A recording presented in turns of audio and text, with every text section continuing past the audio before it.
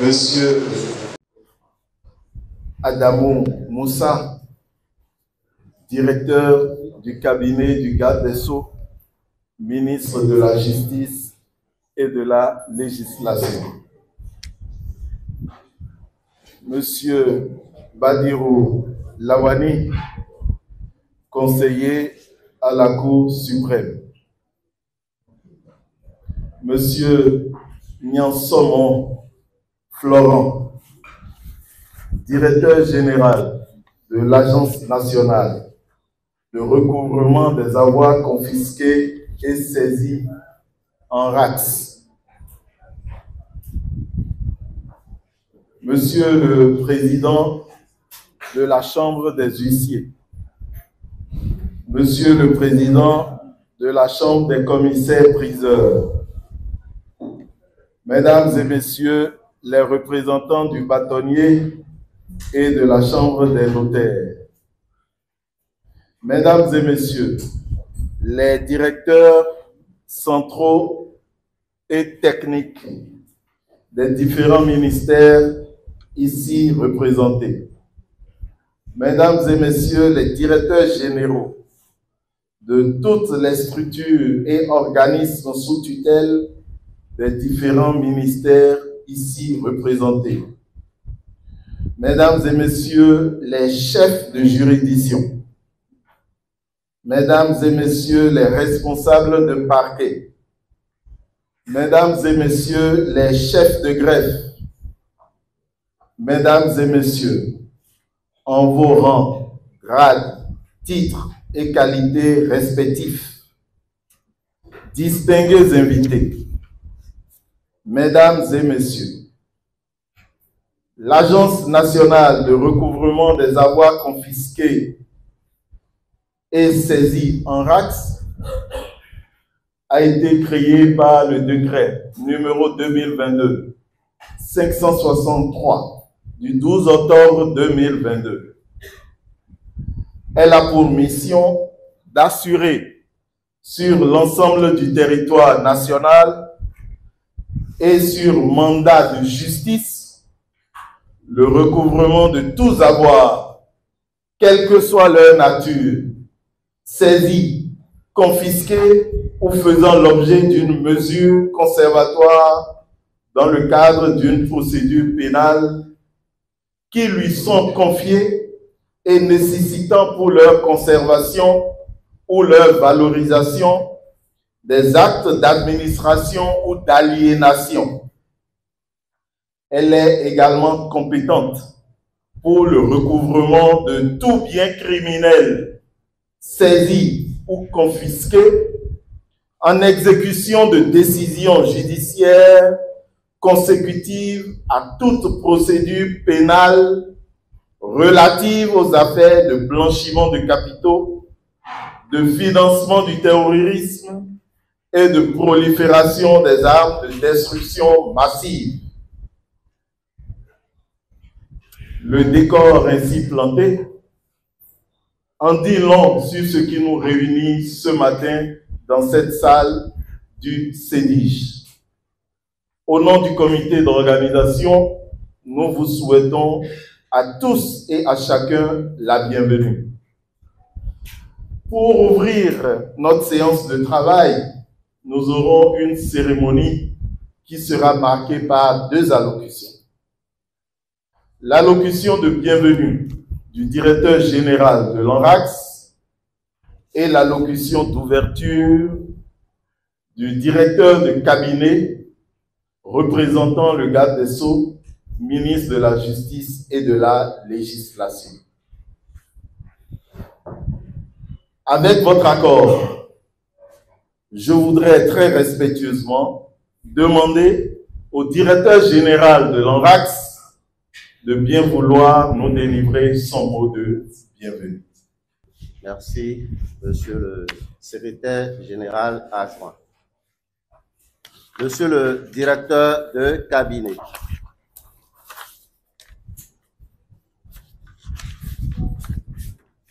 Messieurs les directeurs centraux et techniques du ministère,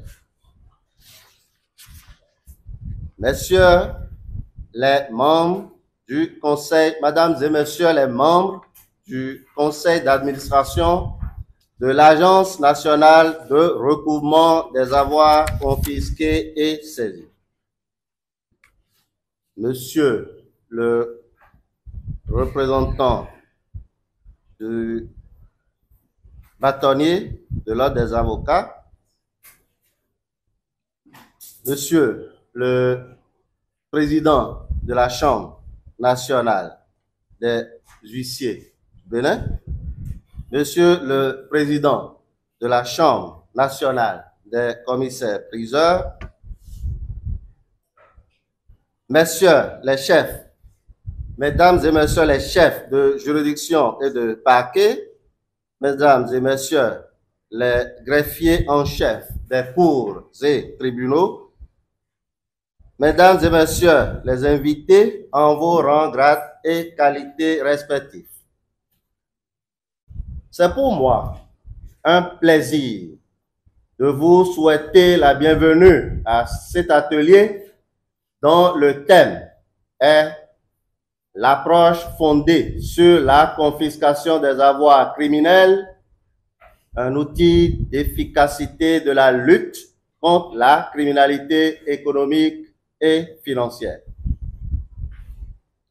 Si pendant longtemps, la notion de saisie a été vue et appréhendée principalement sous l'angle de la saisie de droit commun et accessoirement sous celui de la saisie administrative, il va sans nul doute qu'une nouvelle notion, celle de saisie pénale et son corollaire de confiscation pénale font de plus en plus leur apparition dans l'univers des pratiques judiciaires et extrajudiciaires avec la mise en œuvre des recommandations pertinentes du GAFI par les acteurs à divers niveaux visant à priver les auteurs de crimes du gain de leur forfait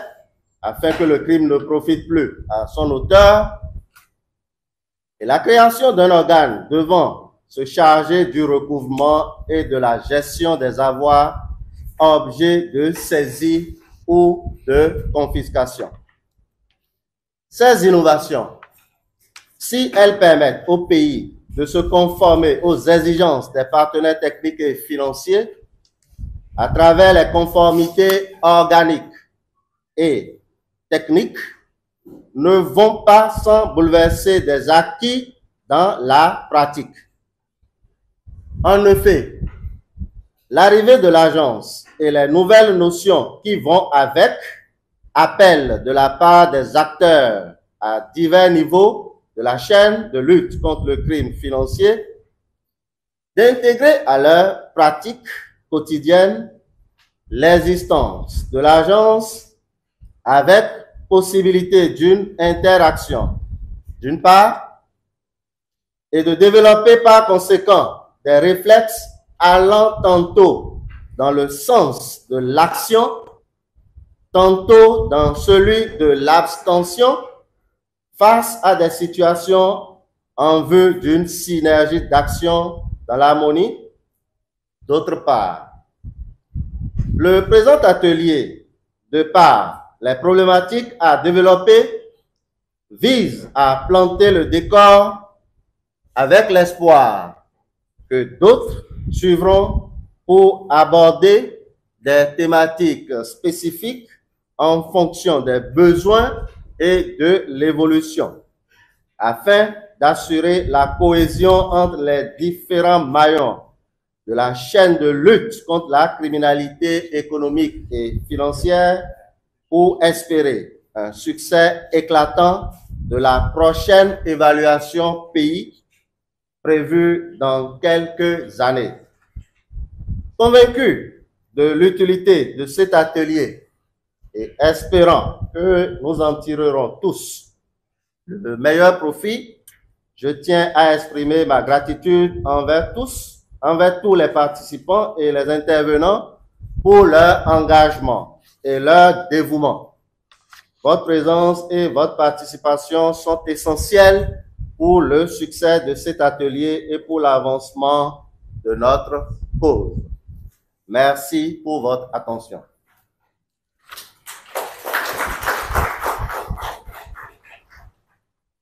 Merci, Monsieur le Directeur Général de l'ORAX.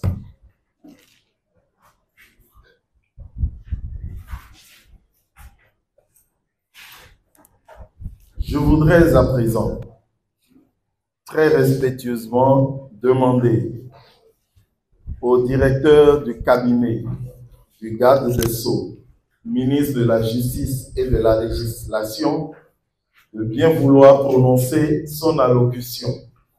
Mesdames et Messieurs les membres du conseil d'administration de l'Agence nationale de recouvrement des avoirs confisqués et saisis, Mesdames et Messieurs les directeurs centraux et structures sous tutelle des différents ministères ici présents, les représentants des ordres professionnels, le président de la cellule nationale de traitement des informations financières, Mesdames et Messieurs les chefs de juridiction et de parquet, distingués invités. L'importance de la lutte contre la criminalité financière et économique n'est plus un secret de polichinelle. Elle vise à contenir globalement le risque que les entités d'un pays soient utilisées pour faciliter ou participer à des crimes financiers. La criminalité financière, entre autres, peut comprendre le blanchiment des capitaux, l'évasion fiscale, le financement du terrorisme et toute autre activité illicite qui dissimule l'origine des produits du crime. Le blanchiment des capitaux déséquilibre la stabilité du système monétaire, met en péril la solidarité du système bancaire, affecte la légalité des transactions financières et perturbe considérablement les taux d'échange. C'est donc un grave risque pour l'économie et le système financier d'un pays, ainsi que pour la sécurité de ses citoyens. Dans la perspective de la lutte contre cette criminalité et éviter tout ce que je viens d'énumérer, et pour être en phase avec les réformes engagées au niveau du secteur de la justice au Bénin et aboutir à la transformation substantielle de plusieurs structures, le gouvernement a créé l'Agence nationale des recouvrements des avoirs confisqués et saisis en RASC à travers le décret numéro 2022-563 du 12 octobre 2022 qui vise, entre autres objectifs, 3. Le premier consiste à systématiser l'intégration d'une dimension patrimoniale à la sanction pénale afin de rendre celle-ci plus dissuasive. Soutenir l'efficacité des enquêteurs et des magistrats sur le plan opérationnel en matière de dépistage, de détection, d'identification des avoirs criminels. Améliorer et optimiser la gestion des biens gelés, saisis ou confisqués.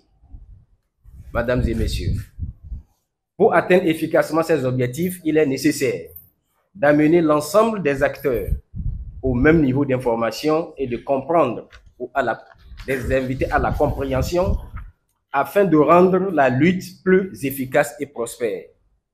Je vais bien sûr parler de la lutte contre les avoirs criminels.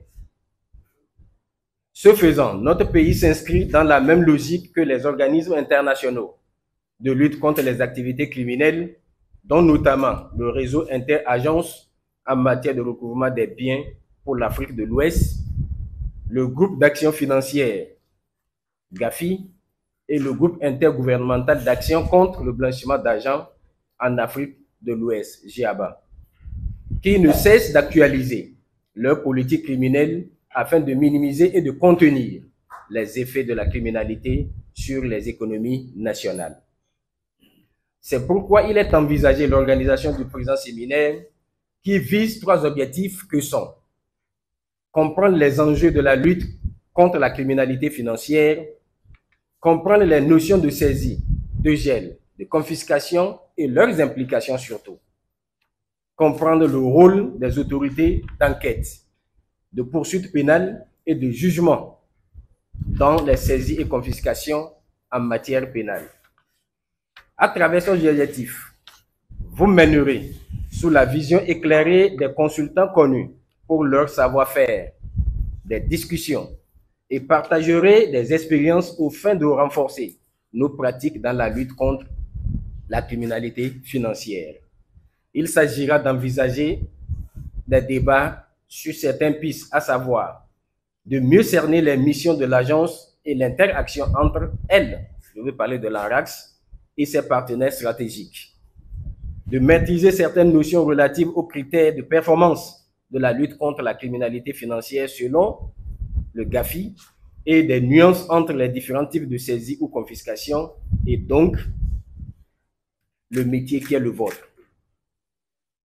D'être mieux outillé pour développer les bons réflexes en matière de saisie pénale. À l'issue, je vous exhorterai chacun à la mise en application des fruits des échanges de ce jour dans vos services respectifs afin de permettre à l'ANRAX d'atteindre ses objectifs. Mesdames et messieurs, c'est sur ces mots d'exhortation et tout en souhaitant plein succès à vos travaux que je déclare ouvert le présent séminaire. Vive la justice béninoise, vive le Bénin, je vous remercie. Merci, monsieur le directeur du cabinet du garde des Sceaux. Nous allons vous demander de maintenir votre position. Le présidium est ainsi installé. Nous allons rentrer dans le vif du sujet, mais avant qu'il me soit permis de bien vouloir présenter à l'assistance les personnes et personnalités qui nous aideront à faciliter les échanges. Je voudrais citer en premier lieu le conseiller à la Cour suprême, Monsieur Badirou Lawali. Je voudrais respectueusement lui demander de bien vouloir se lever pour se faire reconnaître par toute cette assistance. On peut l'applaudir s'il vous plaît. Merci, monsieur le SGM. Vous comprendrez que je puisse être sensible à lui. Merci beaucoup. Ensuite, je voudrais vous présenter le commissaire Brice Aloanou, directeur adjoint de la police républicaine.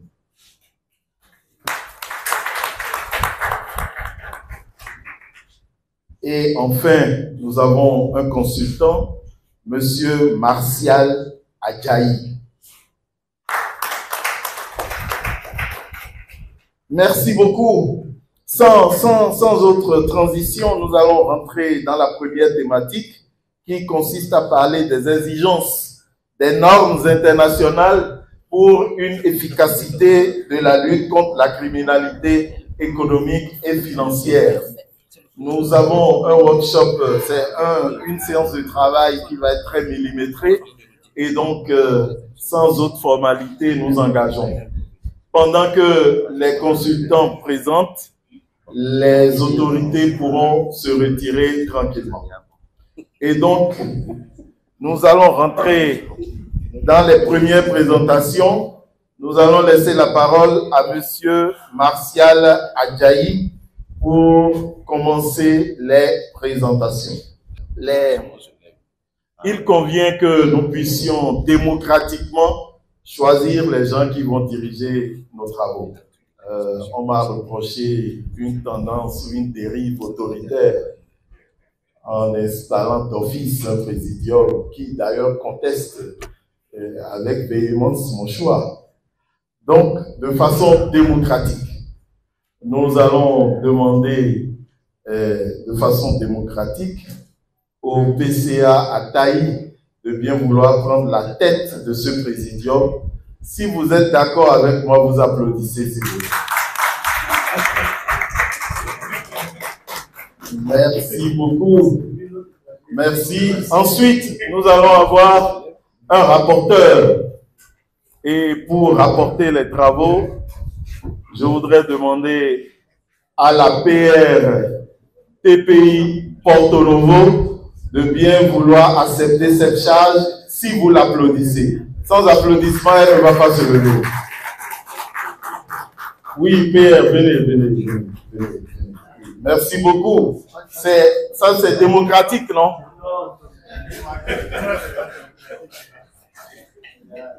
Merci, Madame la PR. Merci de venir vers nous. Merci. Ce podium était déjà trop masculin. Il fallait gérer ça un peu quand même. Merci beaucoup, Madame la PR. On va l'installer avant de laisser la parole à Monsieur Adjaï. Également une phase de présentation des participants.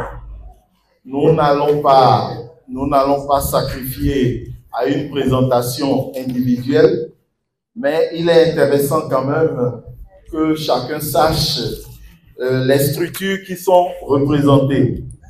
Alors, en dehors du ministère de la Justice, qui fait le plus grand lot de participants en termes de chancellerie et de juridiction, nous avons les membres du conseil d'administration de l'ANRAX qui sont dans la salle ou leurs représentants.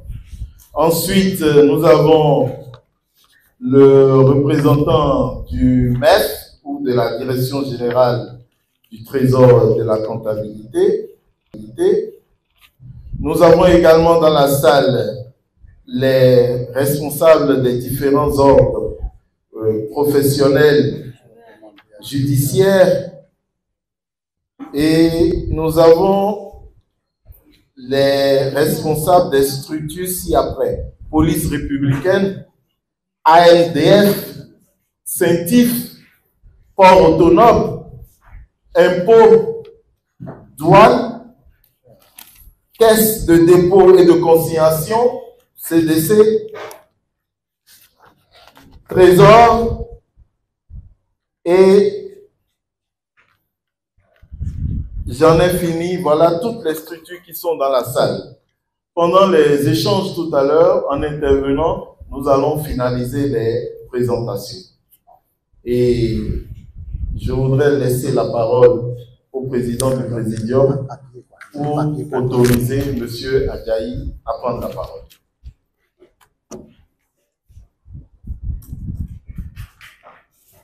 Merci beaucoup, monsieur le SGA, pour le choix démocratiquement opéré de me dédier pour présider ce présidium. Nous sommes actuellement à l'étape de la présentation du premier thème. Et ça, c'est le consultant, monsieur Martial Adjaï, qui va se charger de nous le faire. Donc, sans plus tarder, nous lui laissons la parole pour continuer. Vous avez, normalement, avec les débats et tout, ça doit faire 45 minutes. Très bien. Donc, vous serez succinct pour nous donner l'essentiel. D'accord. Contre la criminalité économique et financière, et notamment dans le cadre des confiscations des avoirs criminels. C'est ça qui nous intéresse aujourd'hui. Les saisies, les gels et les confiscations des avoirs criminels.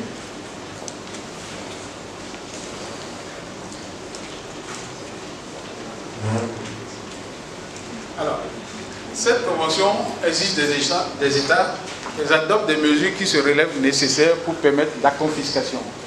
Les États doivent également prendre des mesures aux ordres de mission afin que les formalités de départ soient facilitées. Merci, monsieur le président. Merci. Oui, monsieur le conseiller Radio. Merci, monsieur le président du président. Dans un des intervenants dans sa réponse tout à l'heure, a parlé de la confiscation pour garantir le paiement de l'amende. Ces deux notions ne sont pas à confondre. L'amende, c'est une peine. La phase de la confiscation, c'est aussi une autre peine. Donc, il faut distinguer l'amende de la peine complémentaire de confiscation. C'est ce que je vais apporter comme merci. Le premier niveau, c'est une action d'éclaircissement. J'ai noté que le Bénin est partiellement conforme, a été déclaré partiellement conforme, et j'ai entendu également qu'au niveau du résultat 8, sur l'évaluation de l'efficacité du Bénin, on a parlé du faible niveau d'efficacité sur ce résultat-là. Je voudrais comprendre, quand on dit partiellement conforme là, quelle est la nuance qu'il y a encore entre partiellement conforme et faible niveau d'efficacité sur le résultat 8? C'est une question de précision. Ma seconde préoccupation est relative à la notion de renversement de la charge de la preuve en matière de lutte contre la criminalité économique et financière. Je voudrais qu'on revienne un peu encore sur cet aspect-là, pour mieux comprendre les témoins et les actions. Merci. Ma question aussi est relative au point R8. Nous avons vu que le Bénin a été faiblement noté. Je voudrais savoir si ceux qui ont émis cette conclusion finale ont eu à faire quand même certaines recommandations pour pouvoir se faire. Merci. Monsieur Kékeré.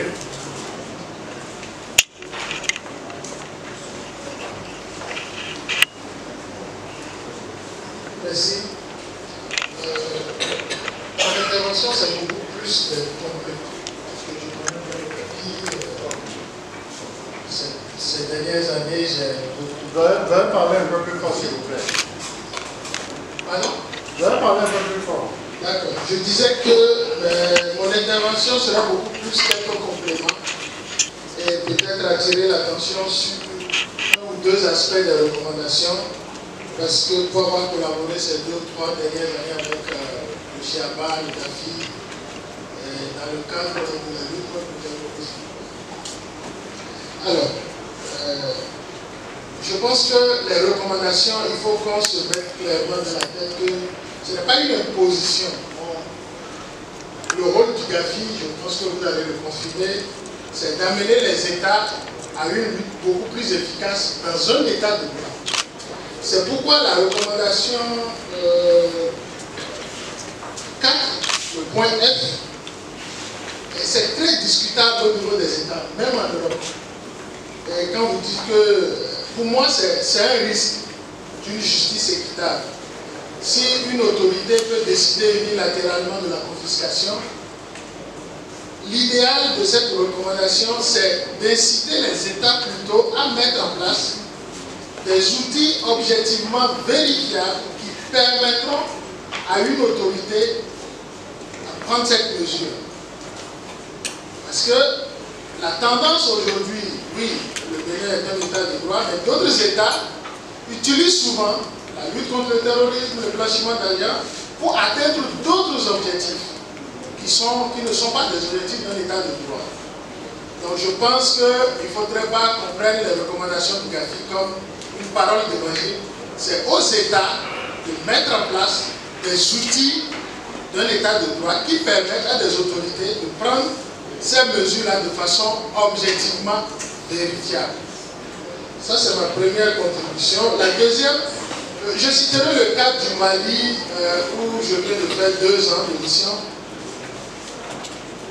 C'est beau de dire on veut lutter contre le blanchiment, le terrorisme, le crime organisé, mais derrière, il faut une administration. Le Mali a pris des mesures, par exemple, qui ont plombé son administration en termes de documents que toutes les parties doivent fournir, les banques doivent fournir, les sociétés doivent fournir. L'administration publique n'a pas été préparée à absorber cette charge supplémentaire. Donc, c'est beau de parler des recommandations, mais en amont, il faut beaucoup plus travailler à mettre en place des outils qui permettent soit à l'administration financière, à l'administration judiciaire, pour absorber. S'il faut vérifier les documents, il faut mener des enquêtes. C'est les mêmes fonctionnaires qui menaient les enquêtes il y a 10 ans, c'est le même nombre qui est là. Donc, en termes d'efficacité, il faut toujours, dans les recommandations, revenir sur ces aspects et pratiques. Le renversement de la preuve. Bon. Moi, je recommanderais, je conseillerais très gentiment de s'inspirer d'autres courants de pratiques judiciaires.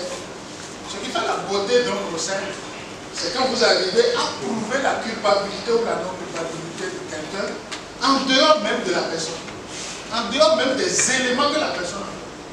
Parce que si on suit si on suit la recommandation du GAFI, parce que c'est pas oui, je sais. Si on suit la recommandation du GAFI, il y a eu des discussions en Tunisie l'année dernière sur ça, où que faites-vous du silence du présumé? S'il se tait, ça risque de conduire à une condamnation tacite. Alors que, pour un procès criminel, il faut que le poursuivant utilise tous les outils, et ça revient à mon conseil de tout à l'heure. Il faut que l'administration se dote de ressources, de moyens, des outils capables de prouver, par exemple, qu'un bien que vous avez acquis est de source douteuse en dehors même du propriétaire du bien. Les autres, il y a des États qui le font. Il y a des outils qui existent. Il faut que notre État se dote de ces outils-là pour quand même permettre aux criminels, aux présumés criminels, de ne pas excusez-moi le mot, de ne pas se foutre de la justice. C'est ça le but. Je vous remercie.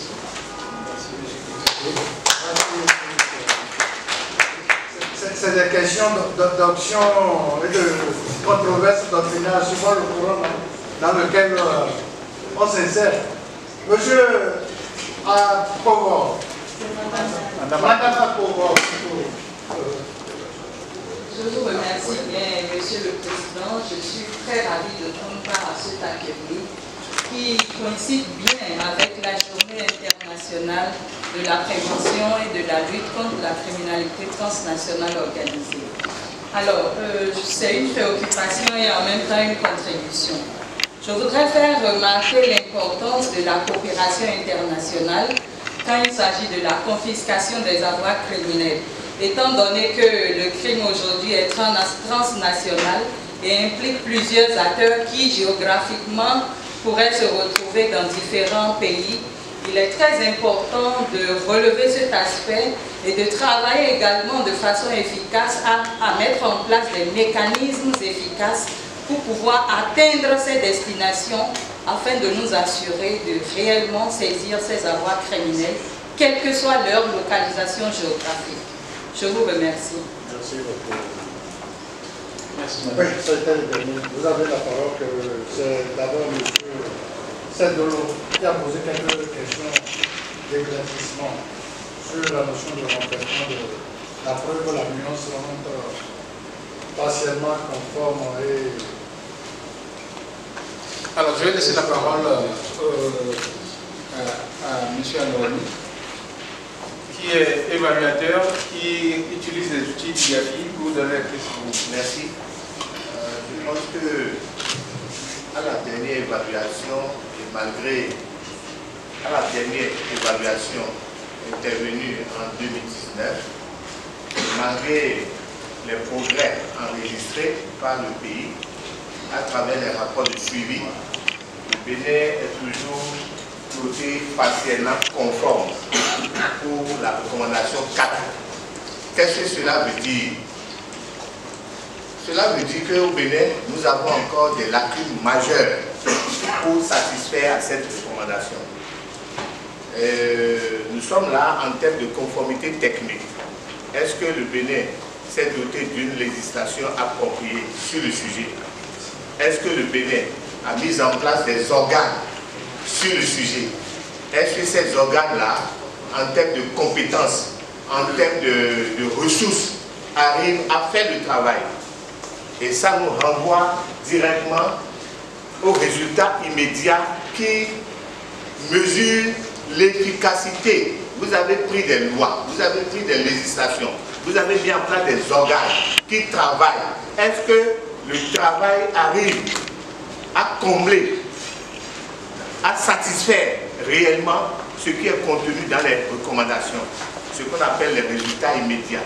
Résultats. Est-ce que législation plus institution donne des résultats sur le terrain? Et à ce niveau, on a un faible niveau d'efficacité. Et ça s'est justifié. On dit le Bénin, au lieu d'appliquer des mesures de confiscation, arrive à prendre des mesures, bien des sanctions disciplinaires. Et c'est ce qu'on voit souvent quand, par exemple, on voit circuler des flux financiers illicites. Quand la douane procède à des saisies, la douane applique ces tests et souvent c'est des pénalités que les gens payent. Bien que ce soit des sites, des flux financiers illicites, la douane ne se préoccupe pas de ça. Alors qu'on devait mener une enquête pour savoir l'origine de ces fonds, de ces flux financiers et leur destination. L'origine, est-ce que ça provient d'une origine criminelle? L'enquête pénale permettra de le savoir. Et quelle est la finalité de cet argent?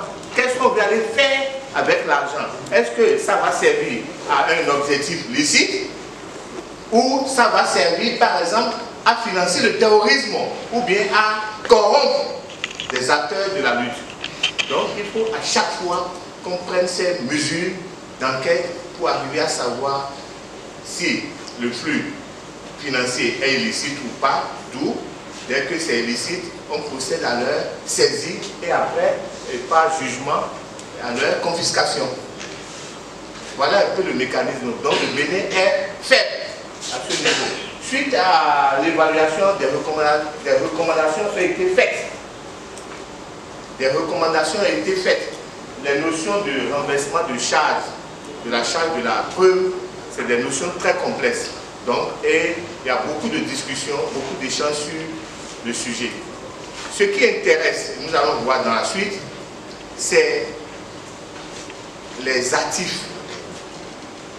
C'est les actifs qu'il faut aller confisquer, les actifs d'origine criminelle. Et il sera question pour celui qui veut se prévaloir de ce que moi j'ai acquis mes biens, il lui reviendra de prouver les circonstances d'acquisition, avec quels moyens ces biens ont été acquis ou pas. Donc, c'est vraiment, c'est pas de l'arbitraire, c'est toute une démonstration et c'est tout un montage judiciaire qu'il faut mettre en œuvre pour pouvoir dire si j'ai acquis illicitement un bien ou ce bien-là provient des activités criminelles que je mène. Chers amis, c'est très sensible et c'est très complexe. Est-ce que ça fonctionne? Oui, oui, ça marche. Et nous devons nous ramener sur le sujet qui nous réunit. Lorsque nous voyons les conséquences de la criminalité dans le monde et dans l'économie des pays, et surtout on va prendre un exemple sur le blanchiment des capitaux. Vous allez voir que la loi de 2006 punissait les acteurs qui s'occupent de blanchir, mais ne punissait pas les acteurs eux-mêmes qui font la même chose.